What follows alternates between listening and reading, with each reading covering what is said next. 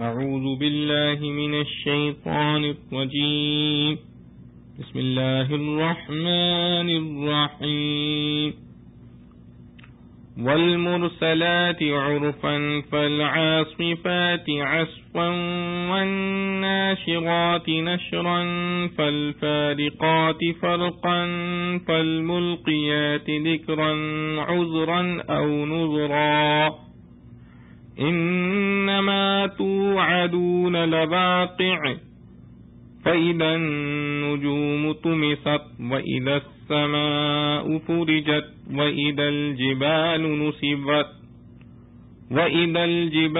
نسفت وإذا الرسل أقتت لأي يوم أجلت ليوم الفصل وما أدراك ما يوم الفصل ويل يومئذ للمكذبين ألم نهلك الأولين ثم نتبعهم الآخرين كذلك نفعل بالمجرمين ويل يومئذ للمكذبين ألم نخلقكم من ماء مهين فجعلناه في قرار مكين إلى قدر معلوم فقدرنا فنعم القادرون ويل يومئذ للمكذبين ألم نجعل الأرض كفاة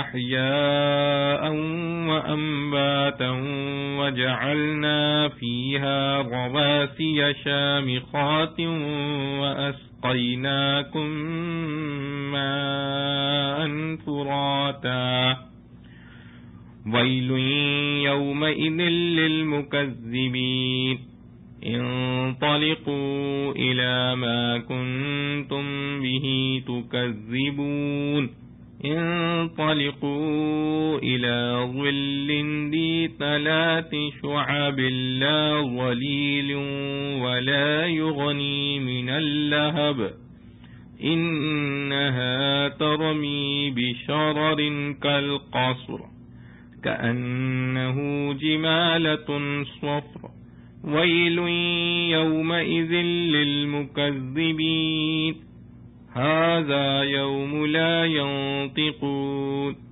ولا يؤذن لهم فيعتذرون ويل يومئذ للمكذبين هذا يوم الفصل جمعناكم والأولين فإن كان لكم كيد فكيدون ويل يومئذ للمكذبين إن المتقين في ظلال وعيون وفواكه مما يشتهون كلوا واشربوا هنيئا بما كنتم تعملون إنا كذلك نجزي المحسنين ويل يومئذ للمكذبين كلوا وتمتعوا قليلا إنكم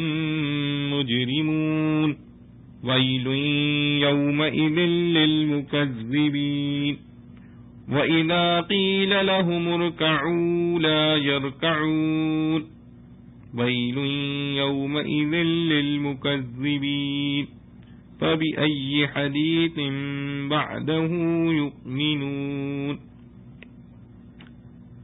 سورۃ المرسلات. سورہ مرسلات مکہ میں نازل ہوئی اور اس کی 50 آیتیں ہیں اور 2 رکوع. شروع اللہ کے نام سے جو بے حد مہربان نہایت رحم والا ہے. قسم ہے چلتی ہواؤں کی دل کو خوش آتی، پھر جھونکا دینے والیوں کی زور سے، پھر ابھارنے والیوں کی اٹھا کر، پھر پھاڑنے والیوں کی بانٹ کر، پھر فرشتوں کی جو اتار کر لائیں وحی، الزام اتارنے کو یا ڈر سنانے کو. مقرر جو تم سے وعدہ ہوا وہ ضرور ہونا ہے. پھر جب تارے مٹائے جائیں اور جب آسمان میں جھروکے پڑ جائیں اور جب پہاڑ اڑا دیے جائیں اور جب رسولوں کا وقت مقرر ہو جائے، کس دن کے واسطے ان چیزوں میں دیر ہے؟ اس فیصلے کے دن کے واسطے۔ اور تو نے کیا بوجھا کیا ہے فیصلے کا دن؟ خرابی ہے اس دن جھٹلانے والوں کی۔ کیا ہم نے نہیں مار کھپایا پہلوں کو، پھر ان کے پیچھے بھیجتے ہیں پچھلوں کو؟ ہم ایسا ہی کیا کرتے ہیں گنہگاروں کے ساتھ۔ خرابی ہے اس دن جھٹلانے والوں کی۔ کیا ہم نے نہیں بنایا تم کو ایک بے قدر پانی سے، پھر رکھا اس کو ایک جمے ہوئے ٹھکانے میں، ایک وعدہ مقدر تک، پھر ہم اس کو پورا کر سکے؟ سو ہم کیا خوب سکت والے ہیں۔ خرابی ہے اس دن جھٹلانے والوں کی۔ کیا ہم نے نہیں بنائی زمین سمیٹنے والی، زندوں کو اور مردوں کو، اور رکھے ہم نے زمین میں بوجھ کے لیے پہاڑ اونچے، اور پلایا ہم نے تم کو پانی میٹھا پیاس بجھانے والا۔ خرابی ہے اس دن جھٹلانے والوں کی۔ چل کر دیکھو جس چیز کو تم جھٹلاتے تھے، چلو ایک چھاؤں میں جس کی 3 پھانکیں ہیں، نہ گہری چھاؤں اور نہ کچھ کام آئے تپش میں۔ وہ آگ پھینکتی ہے چنگاریاں جیسے محل، گویا وہ اونٹ ہے زرد۔ خرابی ہے اس دن جھٹلانے والوں کی۔ یہ وہ دن ہے کہ نہ بولیں گے اور نہ ان کو حکم ہو کہ توبہ کریں۔ خرابی ہے اس دن جھٹلانے والوں کی۔ یہ ہے دن فیصلے کا جمع کیا ہم نے تم کو اور اگلوں کو، پھر اگر کچھ واو ہے تمہارا، پھر اگر کچھ داؤ ہے تمہارا تو چلا لو مجھ پر۔ خرابی ہے اس دن جھٹلانے والوں کی۔ البتہ جو ڈرنے والے ہیں وہ سائے میں ہیں نہروں میں، اور میوے جس قسم کے وہ چاہیں، کھاؤ اور پیو مزے سے بدلہ ان کاموں کا جو تم نے کیے تھے۔ ہم یوں ہی دیتے ہیں بدلہ نیکی والوں کو۔ خرابی ہے اس دن جھٹلانے والوں کی۔ کھا لو اور برت لو تھوڑے دنوں، بے شک تم گنہگار ہو۔ خرابی ہے اس دن جھٹلانے والوں کی۔ اور جب کہیے ان کو کہ جھک جاؤ نہیں جھکتے۔ خرابی ہے اس دن جھٹلانے والوں کی۔ اب کس بات پر اس کے بعد یقین لائیں گے؟ خلاصہ تفسیر: قسم ہے ان ہواؤں کی جو نفع پہنچانے کے لیے بھیجی جاتی ہیں، پھر ان ہواؤں کی جو سختی سے چلتی ہیں جس سے خطرات کا احتمال ہوتا ہے، اور ان ہواؤں کی جو بادلوں کو اٹھا کر پھیلاتی ہیں جس کے بعد بارش ہونے لگتی ہے، پھر ان ہواؤں کی جو بادلوں کو متفرق کر دیتی ہیں جیسا بارش کے بعد ہوتا ہے، پھر ان ہواؤں کی جو دل میں اللہ کی یاد یعنی توبہ کا یا ڈرانے کا القاء کرتی ہیں۔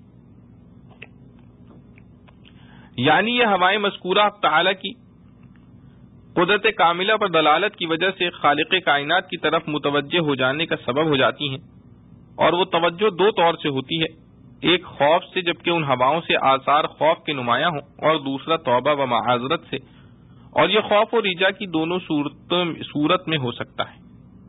اگر ہوائیں نفع بخشوں تب تو خدا کی نعمتوں کو یاد کر کے اس کا شکر اور اپنی تقصیرات سے عذر کرتے ہیں، اور اگر وہ ہوائیں خوفناک ہوں تو خدا کے عذاب سے ڈر کر اپنے معاصی سے توبہ کرتے ہیں۔ آگے جواب قسم ہے کہ جس چیز کا تم سے وعدہ کیا جاتا ہے وہ ضرور ہونے والی ہے، مراد قیامت ہے، اور یہ سب قسمیں قیامت کے نہایت مناسب ہیں، کیونکہ نفخہ اولا کے بعد تمام عالم کی فنا کا واقعہ تیز آندھیوں کے مشابہ ہے، اور نفخہ ثانیہ کے بعد کے واقعات مردوں کا زندہ ہونا وغیرہ مشابہ واقعات ہوائے نافع کے ہیں، جس سے بارش اور بارش سے حیات نباتی ابھرتی ہے۔ آگے اس کے وقوع پر تفریح فرماتے ہیں، سو جب ستارے بے نور ہو جاویں گے، اور جب آسمان پھٹ جاوے گا، اور جب پہاڑ اڑتے پھریں گے، اور جب سب پیغمبر وقت معین پر جمع کیے جاویں گے، اس وقت سب کا فیصلہ ہوگا۔ آگے اس یوم کا ہولناک ہونا مذکور ہے کہ کچھ معلوم ہے کہ اس دن کے لیے پیغمبروں کا معاملہ ملتوی رکھا گیا ہے۔ آگے جواب ہے کہ فیصلے کے دن کے لیے ملتوی رکھا گیا ہے۔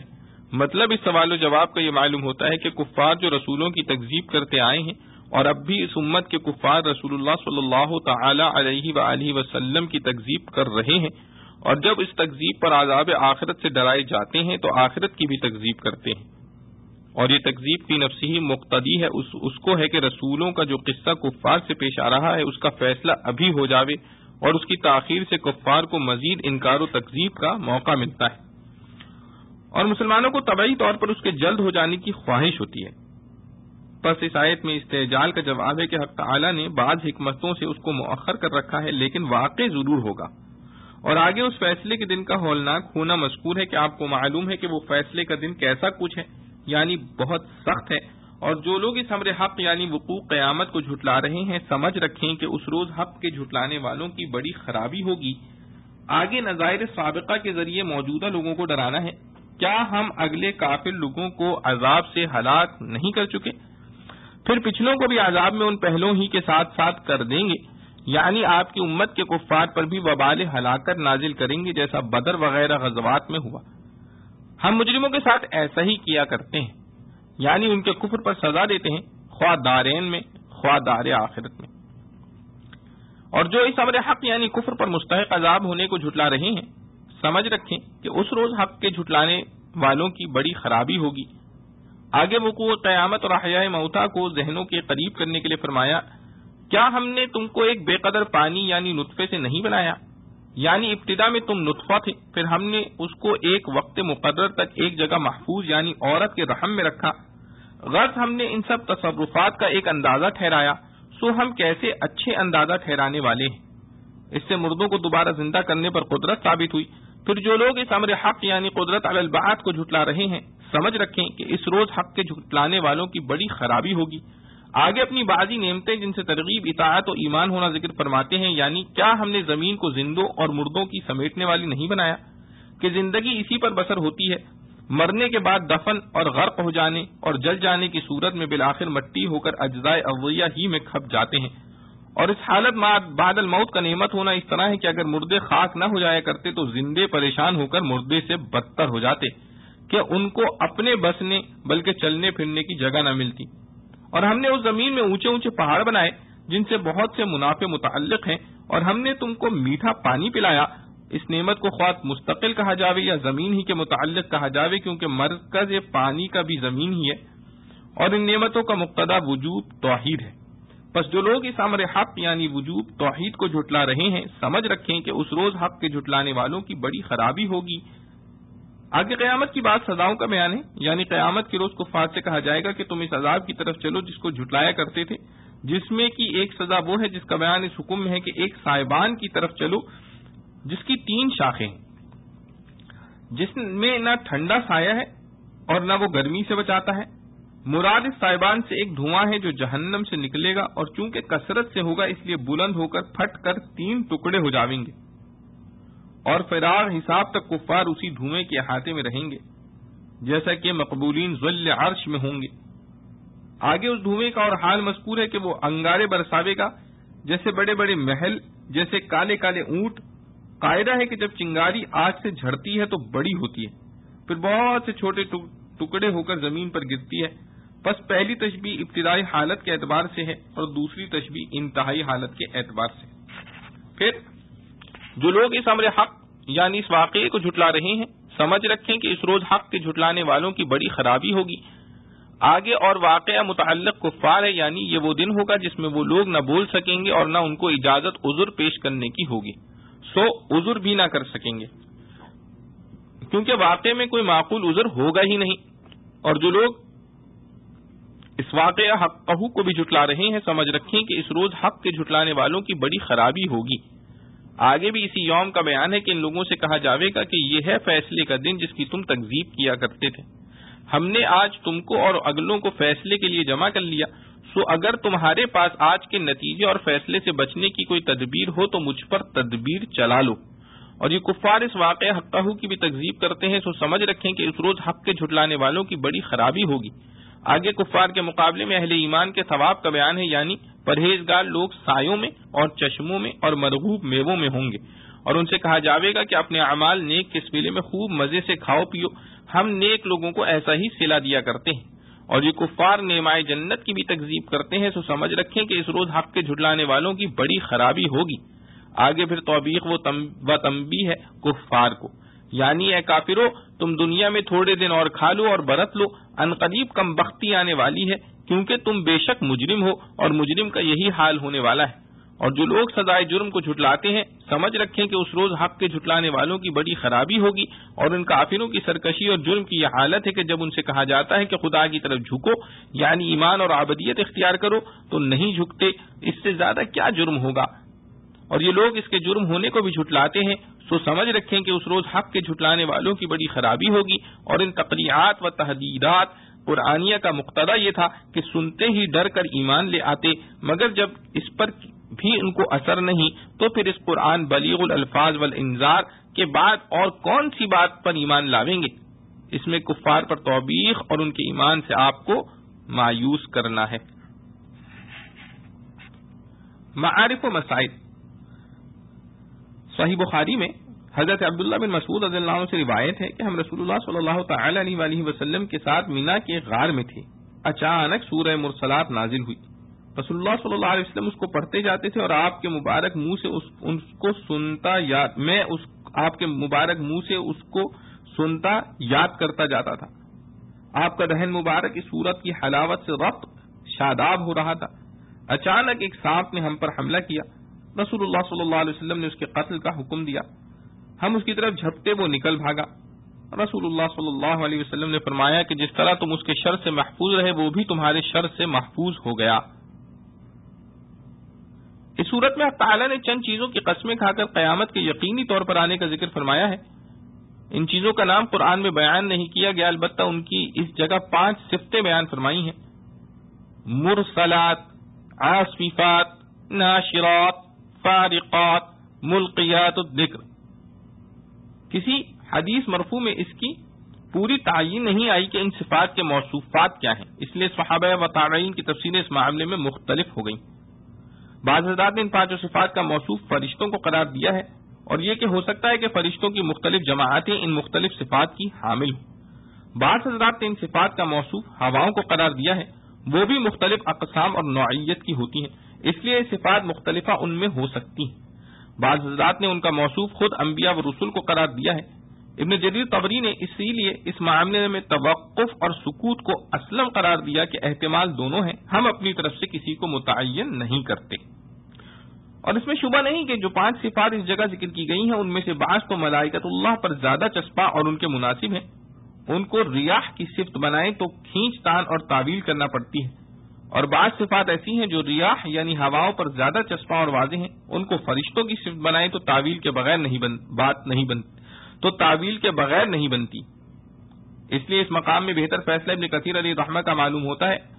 انہوں نے فرمایا کہ شروع کی 3 صفات ہواؤں کی صفتیں ہیں، ان 3 میں ریاح اور ہواؤں کی قسم ہو گئی، باقی آخری 2 صفتیں یہ فرشتوں کی صفات ہیں تو یہ فرشتوں کی قسم ہو گئی۔ ریاح کی صفت قرار دینے میں آخری 2 صفتوں میں جو تعویل کی جاتی ہے وہ آپ خلاصہ تفسیر میں دیکھ چکے ہیں، کیونکہ اس میں اسی کو اختیار کر کے تفسیر کی گئی ہے۔ اسی طرح جن حضرات نے ان سب صفات کو صفات ملائکہ قرار دیا ہے ان کو پہلی 3 صفات یعنی مرسلات، عاصفات، ناشرات کو فرشتوں پر چسپاں کرنے کے لیے اسی طرح کی تعویلات سے کام لینا پڑا ہے۔ ابن کثیر رحمۃ اللہ علیہ کے اختیار کے مطابق معنی ان آیتوں کے یہ ہو گئے کہ قسم ہے ان ہواؤں کی جو بھیجی جاتی ہیں، عرفن، یہاں عرفن کا مفہوم وہ بھی ہو سکتا ہے جو خلاصہ تفسیر میں اوپر مذکور ہوا، یعنی جود و سخا اور نفع رسانی۔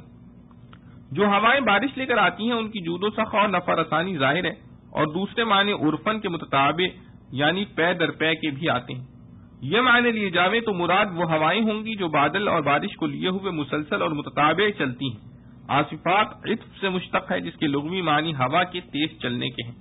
اس سے مراد وہ آندھیاں اور تیز ہوائیں ہیں جو بعض اوقات دنیا میں آیا کرتی ہیں، اور ناشرات سے مراد وہ ہوائیں ہیں جو بارش ختم ہونے کے بعد بادل کو پھاڑ کر منتشر کر دیتی ہیں، اور فارقات یہ صفت فرشتوں کی ہے جو وحی الہی نازل کر کے حق و باطل میں فرق واضح کر دیتے ہیں، اور ملقیات ذکران بھی فرشتوں کی صفت ہے، اور ذکر سے مراد قرآن یا مطلق وحی ہے، اور مطلب یہ ہے کہ قسم ہے ان فرشتوں کی جو بذریعہ وحی حق و باطل میں فرق اور امتیاز واضح کر دیتے ہیں، اور قسم ہے ان فرشتوں کی جو انبیاء علیہ السلام پر ذکر یعنی وحی اور قرآن کا القاء کرتے ہیں۔ اس طرح کسی صفت میں تعویل اور کھینچ تان کی ضرورت پیش نہیں آتی۔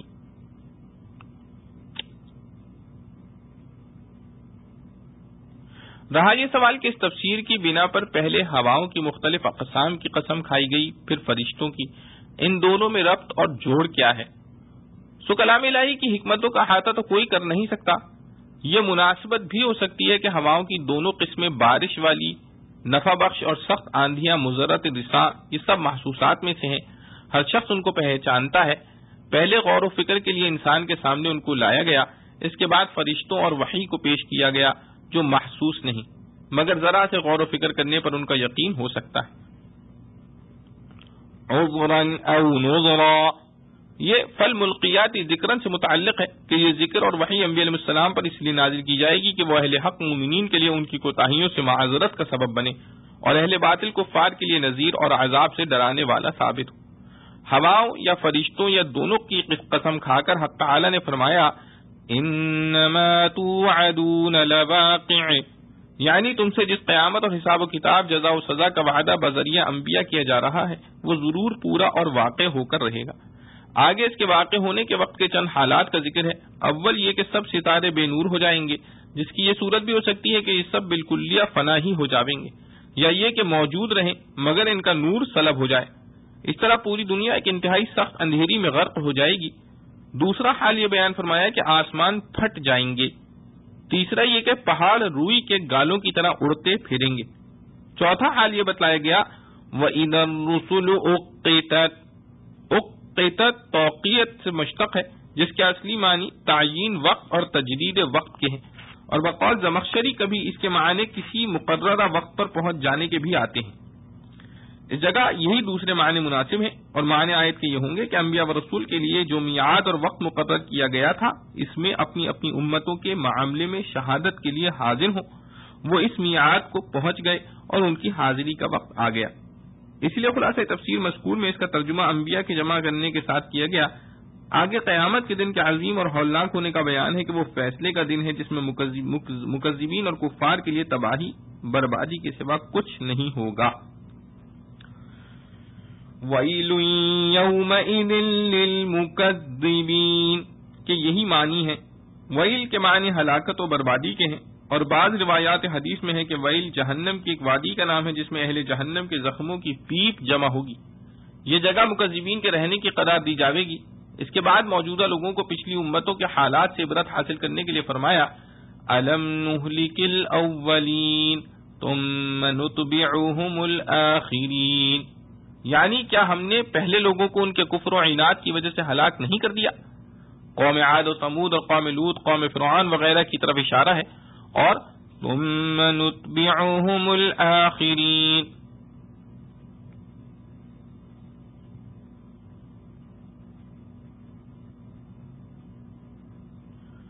مشہور معروف قرات کے مطابق بسکون عین عطف ہے نہلک پر، جس کے معنی ہے کہ ہم نے اولین کے بعد آخرین کو بھی ان کے پیچھے ہلاک نہیں کر دیا۔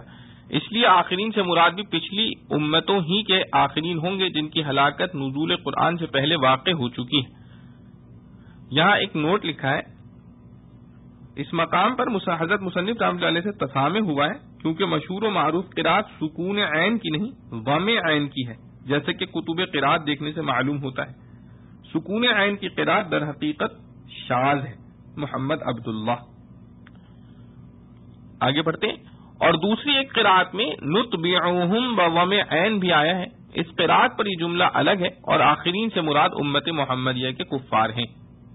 پچھلی امتوں کی ہلاکت اور عذاب کی خبر دینے کے بعد موجودہ کفار اہل مکہ کو آئندہ ان پر آنے والے عذاب کی خبر دینا مقصود ہے، جیسا کہ غزوہ بدر وغیرہ میں مسلمانوں کے ہاتھوں ان پر عذاب ہلاکت نازل ہوا۔ فرق یہ ہے کہ پچھلی امتوں پر آسمانی عذاب آتا تھا جس سے پوری بستیاں تباہ ہو جاتی تھیں۔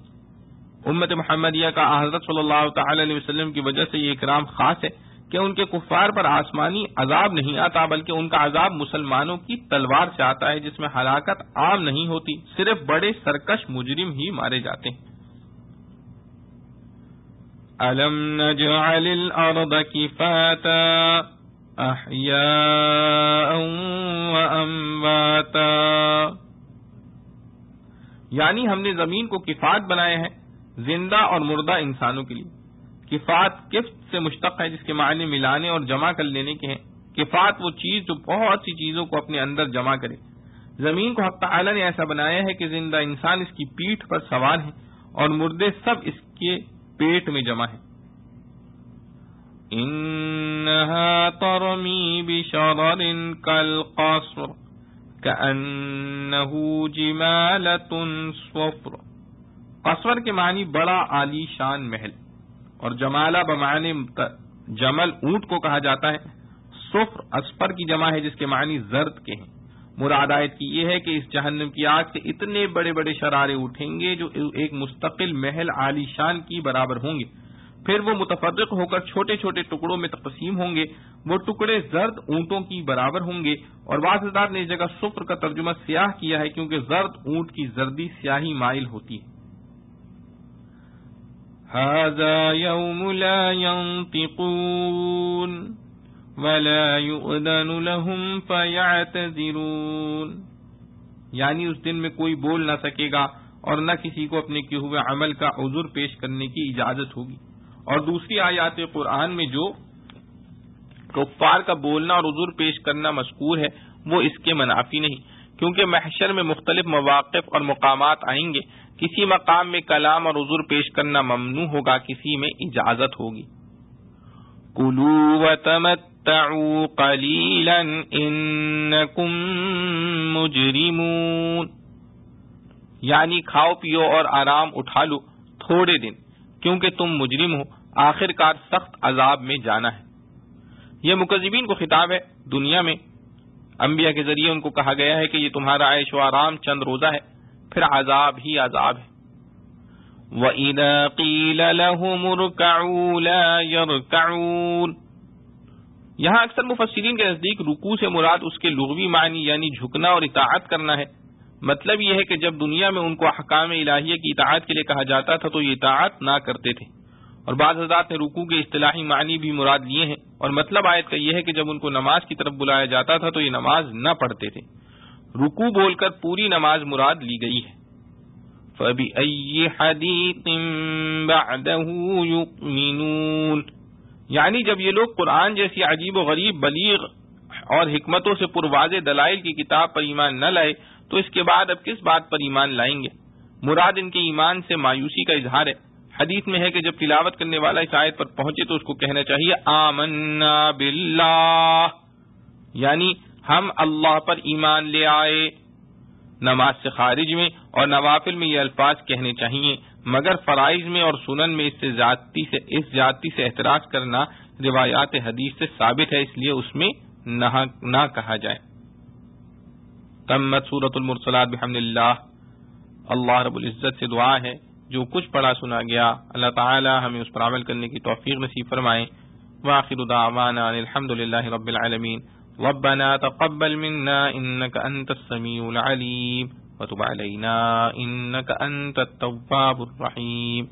سبحان ربك رب العزة عما يصفون وسلام على المرسلين والحمد لله رب العالمين.